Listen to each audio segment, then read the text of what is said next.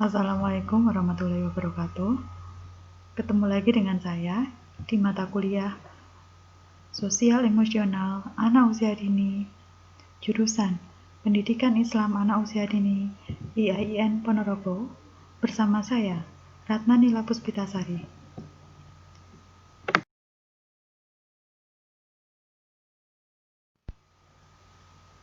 Hari ini pertemuan kedua. Di pertemuan kedua, kita akan membahas terkait dengan pengertian sosial emosional anak usia dini.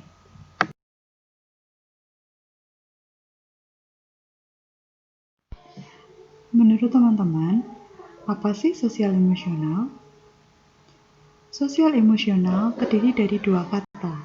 Pertama, sosial, dan yang kedua, emosional atau emosi.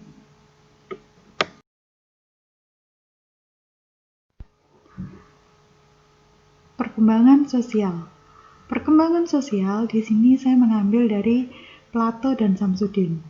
Menurut Plato, perkembangan sosial ialah potensial manusia yang dilahirkan sebagai makhluk sosial, sebagai zoopolitikon. Kemudian, menurut Samsudin mengungkapkan bahwa sosialisasi adalah proses belajar untuk menjadi makhluk sosial. Perkembangan sosial. Perkembangan sosial, di sini saya mengambil dari dua pendapat. Pertama dari Plato dan yang kedua dari Samsudin. Menurut Plato, secara potensial atau fitrah manusia dilahirkan sebagai makhluk sosial atau zoon politikon. Kemudian, menurut Samsudin mengungkapkan bahwa sosialisasi adalah proses belajar untuk menjadi makhluk sosial. Sehingga dapat kita simpulkan dalam perkembangan sosial ialah manusia tidak bisa hidup sendiri. Dalam artian di sini manusia membutuhkan orang lain. Manusia ialah makhluk sosial.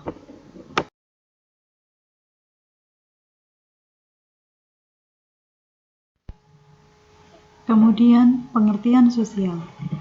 Pengertian sosial di sini saya mengambil dari tiga pendapat. Pertama, menurut Harlock. Harlock mengungkapkan bahwa perkembangan sosial merupakan perolehan kemampuan berperilaku yang sesuai dengan tuntutan sosial. Sosialisasi adalah kemampuan bertingkah laku sesuai dengan norma nilai atau harapan sosial. Kemudian, menurut Lore, sosialisasi merupakan suatu proses di mana individu atau anak melatih kepekaan dirinya terhadap rangsangan-rangsangan sosial, terutama tekanan-tekanan dan tuntutan kehidupan, serta belajar bergaul dan bertingkah laku seperti orang lain yang ada di dalam lingkungan sosialnya. Kemudian, menurut Muhyiddin mengatakan bahwa perkembangan sosial merupakan proses pembentukan pribadi dalam masyarakat. Dari pengertian sosial di atas, atau yang telah saya bacakan tadi, maka dapat kita simpulkan bahwa perkembangan sosial adalah kemampuan seseorang untuk beradaptasi dengan lingkungannya, atau kemampuan seseorang untuk bermasyarakat.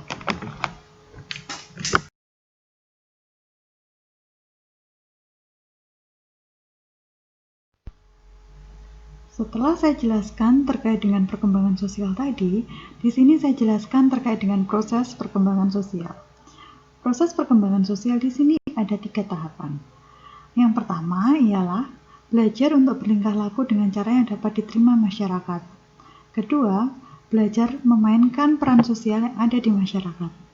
Kemudian yang ketiga ialah mengembangkan sikap atau tingkah laku sosial terhadap individu lain dan aktivitas sosial yang ada di masyarakat. Sehingga suatu proses perkembangan sosial itu ialah cara seseorang dalam hal belajar bertingkah laku di dalam lingkungan masyarakat. Setelah dari 3 proses perkembangan sosial tersebut, maka akan melahirkan 2 kelompok. Yang pertama ialah kelompok sosial, dan yang kedua adalah kelompok non-sosial. Baik, saya jelaskan dalam hal kelompok sosial. Kelompok individu sosial atau kelompok sosial ialah mereka yang tingkah lakunya mencerminkan ketiga proses sosialisasi. Kemudian, Yang kelompok non-sosial ialah mereka atau orang-orang yang tidak berhasil mencerminkan dari 3 proses sosialisasi. Proses sosialisasi tadi yang tadi sudah saya jelaskan terkait dengan belajar bertingkah laku, belajar memainkan peran, kemudian mengembangkan sikap atau tingkah laku terhadap individu lain atau aktivitas sosial yang ada di masyarakat. Selanjutnya, tadi sudah saya jelaskan terkait dengan kelompok sosial dan non-sosial. Kemudian selanjutnya, berdasarkan kelompok individu sosial dan non-sosial, akhirnya muncullah dalam perkembangan sosial ada yang namanya individu introvert dan individu ekstrovert. Individu introvert ialah kecenderungan seseorang untuk menarik diri dari lingkungan sosialnya. Kemudian yang kedua, individu ekstrovert ialah kecenderungan seseorang untuk mengarahkan perhatian keluar dirinya, sehingga segala minat, sikap, dan keputusan-keputusan yang diambilnya lebih ditentukan oleh peristiwa-peristiwa yang terjadi di luar dirinya.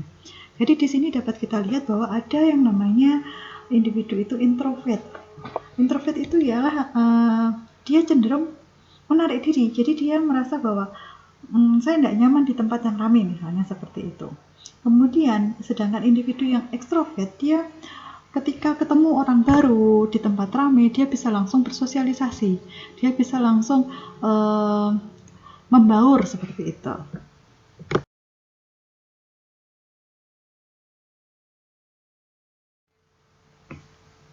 Baik, tadi sudah saya jelaskan terkait dengan pengertian sosial, perkembangan sosial. Selanjutnya ialah karakteristik yang menggambarkan seorang individu dapat menyesuaikan diri dengan baik, dapat bersosialisasi, intinya seperti itu. Jadi di sini karakteristiknya saya ada 20. Yang pertama ialah dapat menerima tanggung jawab sesuai dengan usianya. Kemudian yang kedua, menikmati pengalamannya. Yang ketiga, mau menerima tanggung jawab sesuai dengan perannya, misalnya peran sebagai anggota kelompok murid di sekolah atau sekedar peran sebagai kakak terhadap adiknya. Kemudian yang keempat, mampu memecahkan masalah dengan segera. Yang kelima, dapat melawan dan mengatasi hambatan untuk merasa bahagia. Yang keenam, mampu membuat keputusan dan kekhawatiran dan konflik yang minimum. Jadi di sini misalnya contoh lah gini. Seorang kakak yang mempunyai adik, lah dia bisa memainkan peran di situ bahwa saya sebagai kakak, saya harus mengemong adik saya harus membantu adik saya misalnya dalam hal mainan. Ayo dek, kita bereskan mainan sama-sama, misalnya seperti itu. Jadi dia sudah punya rasa tanggung jawab bahwa aku kakak, jadi harus memberikan contoh pada adikku, misalnya dalam hal membereskan mainan, seperti itu. Dan itu termasuk tanggung jawab, karena apa? Misalnya sama orang tuanya atau sama ibunya dikasih tanggung jawab bahwa, nak tolong bantu ibu ya, jaga adik, seperti itu.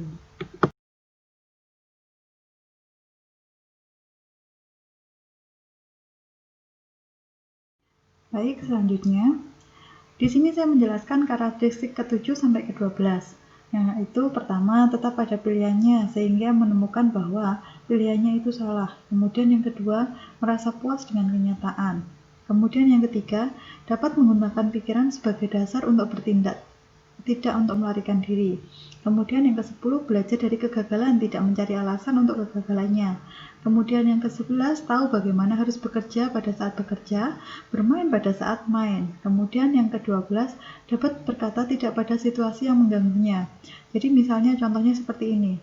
Ketika dia melakukan kesalahan, dia akan bertanggung jawab bahwa saya salah, seperti itu. Dia paham bahwa yang saya lakukan salah. Contohnya ketika dia di sekolah ceritanya. Contohnya Andi, misal saya ambil contoh Andi. Misalnya Andi meminjam mainan punya Adit misalnya. Nah, ketika mainannya Adit itu tadi dihilangkan, kalau nggak gitu dirusakkan, kemudian dia akan mengatakan pada Adit bahwa, Adit maafkan Andi ya, tadi Andi sudah merusakkan mainannya Adit. Nah, jadi dia tidak mencari alasan bahwa tadi itu mainanmu tak ambil, terus diambil teman yang lain, terus rusak. Tidak seperti itu. Jadi dia berani bertanggung jawab pada dia lakukan. Nah, itu contohnya karakteristik anak yang mampu beradaptasi dengan baik dalam hal sosial.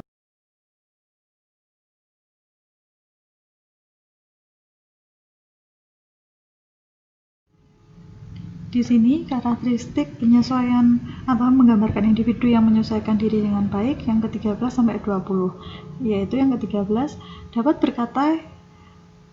berkata ya pada situasi yang membantunya. Kemudian yang ke-14 dapat menunjukkan kemarahan ketika merasa terluka atau merasa haknya terganggu.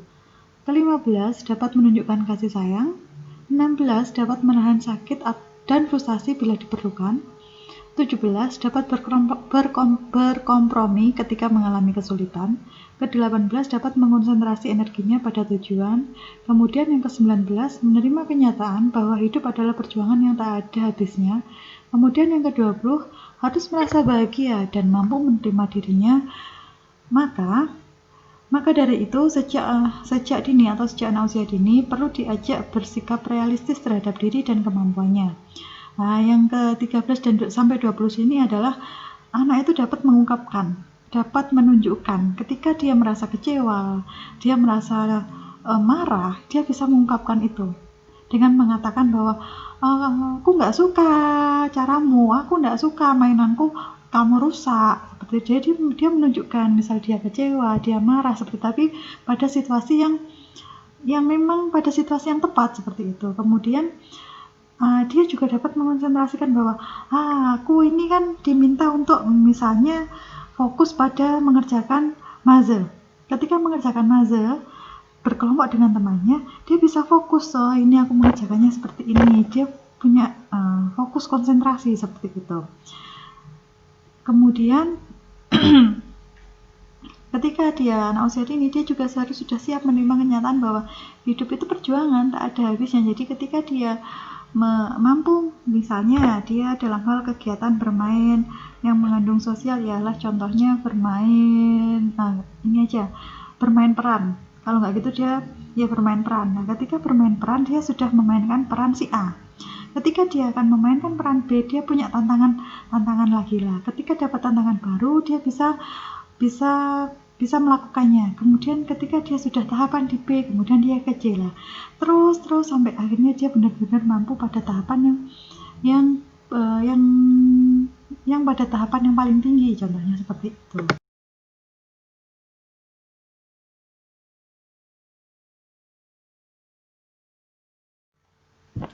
Baik, selanjutnya ialah perkembangan sosial melalui tahapan bermain sosial. Di sini, sikap yang dapat dikembangkan melalui kegiatan bermain antara lain ialah sikap sosial. Kemudian yang kedua adalah belajar berkomunikasi. Ketiga, belajar mengorganisasi. Keempat, lebih menghargai orang lain dan perbedaan-perbedaan. Selanjutnya yang kelima, menghargai harmoni dan kompromi. Jadi dapat kita simpulkan bahwa perkembangan sosial melalui tahapan bermain sosial ialah anak-anak dapat belajar sosialnya, belajar dia beradaptasi dengan masyarakat atau nggak gitu dalam anggotanya. Kemudian dia belajar berkomunikasi, dia mampu mengkomunikasikan, dia mampu mengungkapkan pendapat. Selanjutnya dia belajar berorganisasi. Belajar berorganisasi adalah belajar bersama dengan teman-temannya tadi. Dia dapat berorganisir. Kemudian dia juga dapat menghargai orang lain dan perbedaan. Jadi ketika bermain engklek, misalnya, jangan engklek ini aja. Ketika anak-anak bermain ini, domikado, kalau nggak gitu apa sih, huruf A, B, C, D atau apalah, itu kan punya jawaban diri sendiri-sendiri. Akhirnya kan dia menghargai, oh menurut si A gini, oh si B yang ini. Jadi tidak semua jawabannya A yang benar terus. Jadi dia bisa mampu menghargai orang lain, menghargai perbedaan seperti itu. Kemudian dia bisa menghargai harmoni dan kompromi. Ketika dia tahu perbedaan, akhirnya dia mampu untuk berkompromi. Oh ya udah, ini untuk kita main sama-sama yang seperti ini aja lah, seperti itu. Jadi dia bisa berorganisasi, bisa berkomunikasi, akhirnya dia bisa berkompromi terhadap perbedaan.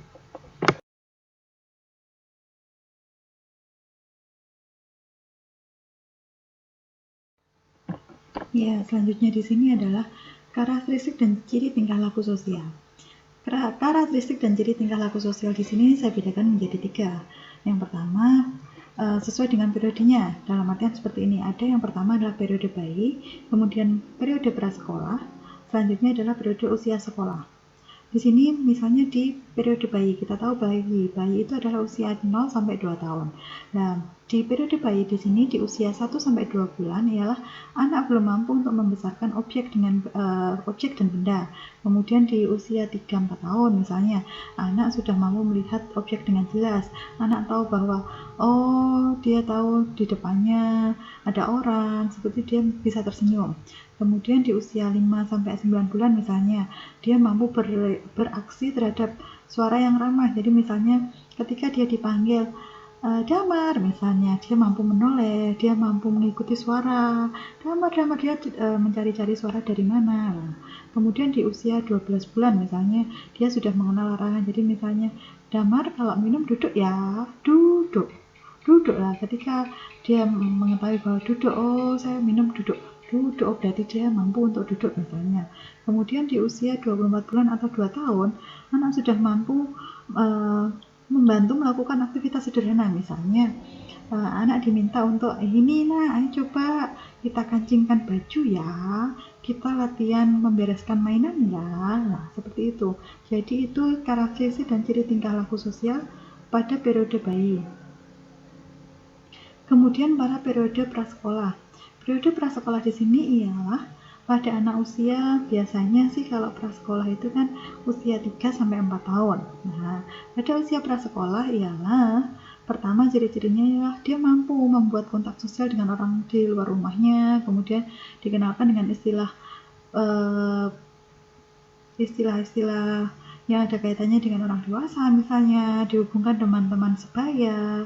Kemudian dia juga sudah mampu bermain bersama dengan teman-teman seusianya. Jadi di usia prasekolah dia sudah bisa membuat kontak sosial. Kontak sosial di sini adalah mampu bersosialisasi dengan lingkungan yang lebih luas. Tadi kalau di periode bayi dia mungkin fokusnya lebih banyak di keluarga. Jadi pada anak usia 1 bulan sampai di usia 24 bulan kan dia lebih banyak intensitas dengan orang rumah, terutama pada ibunya misalnya seperti itu. Kemudian di periode prasekolah dia sudah mulai mengenal lingkungan sekitarnya. Lingkungan sekitar di sini adalah masyarakat, kalau kayak gitu tetangganya. Nah, dari periode bayi dan periode prasekolah kita masuk di periode usia sekolah. Di periode usia sekolah di sini minatnya mulai kelihatan di periode usia sekolah. Jadi dia sudah bisa membantu temannya belajar bersama dalam lingkungan kelompok, kemudian membantu teman-teman atau membantu anak yang lain mengembangkan nilai-nilai sosial yang ada di luar nilainya, kemudian membantu mengembangkan kepribadian mandiri dengan mendapatkan kepuasan sosial dan rasa berkawan. Jadi di usia periode sekolah dia akan kelihatan muncul minat terhadap kelompok-kelompoknya. Jadi ketika di sekolah misalnya, ketika anak itu misalnya baru masuk sekolah di TKA misalnya. Ketika dia masuk di TKA awal, dia kelihatan minatnya bahwa ini temanku, ayo kita main sama-sama misalnya. Kemudian dia misal mencari kelompoknya masing-masing. Ada teman yang bermain konstruktivis bangunan misalnya, akhirnya dia mau ke situ. Kemudian dia misalnya tertarik di bermain kelereng. Nah, dia akan ikut main kelereng dengan teman yang bermain kelereng. Jadi dia akan kelihatan minat-minatnya kemana, dia mencari kelompok-kelompoknya seperti itu. Itu tadi karakteristik dan ciri tingkah laku. Saya bagi menjadi 3 ya. Saya ulangi, yang pertama periode bayi, kemudian periode prasekolah, selanjutnya yang ketiga adalah periode usia sekolah. Kalau usia bayi tadi kan masih ada di lingkungan rumah, lingkungan keluarga. Sedangkan di usia prasekolah itu berkaitan dengan yang ada di tetangganya, misalnya itu lingkungannya. Sedangkan di usia sekolah ya, kalau kita mengatakan usia sekolah berarti dia sudah ada minat dalam kelompok sekolahnya, di sekolah, lingkungan yang lebih luas lagi. Ketika dia di sekolah dia sudah mampu beradaptasi seperti itu.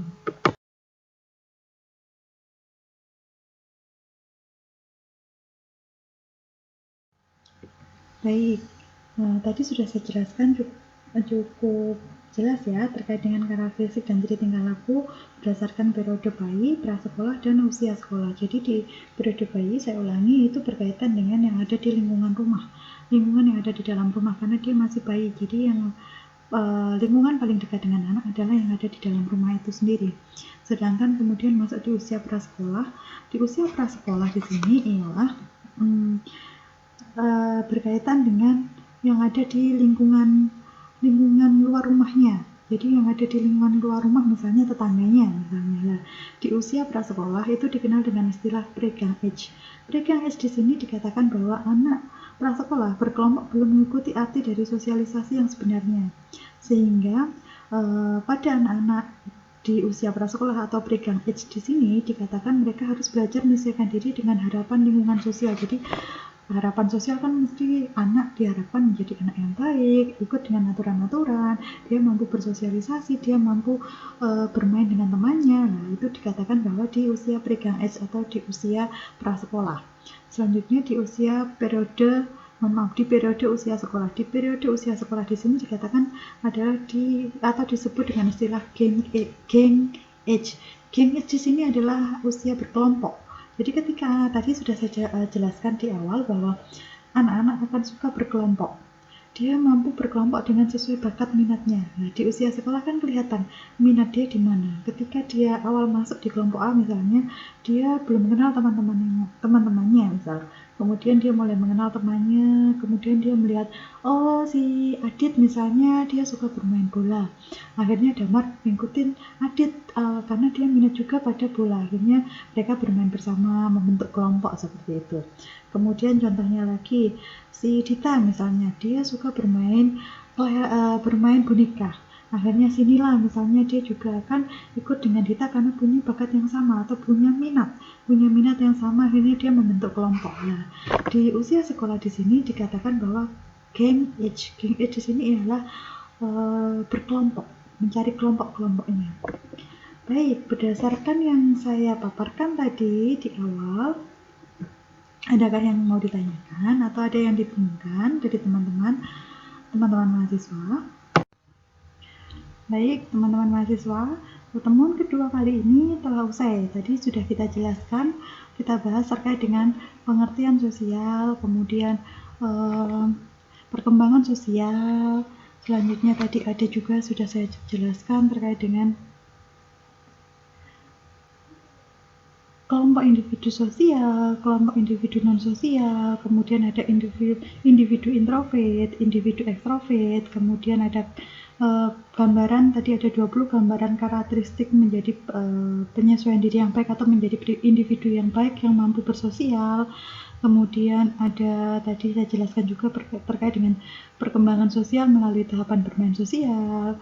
Kemudian terkait dengan karakteristik dan ciri tingkah laku sosial mulai dari usia bayi, prasekolah hingga usia sekolah.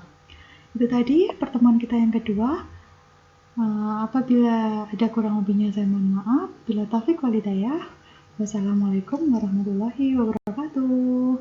Terima kasih teman-teman. Ketemu lagi di pertemuan ketiga minggu depan. Terima kasih.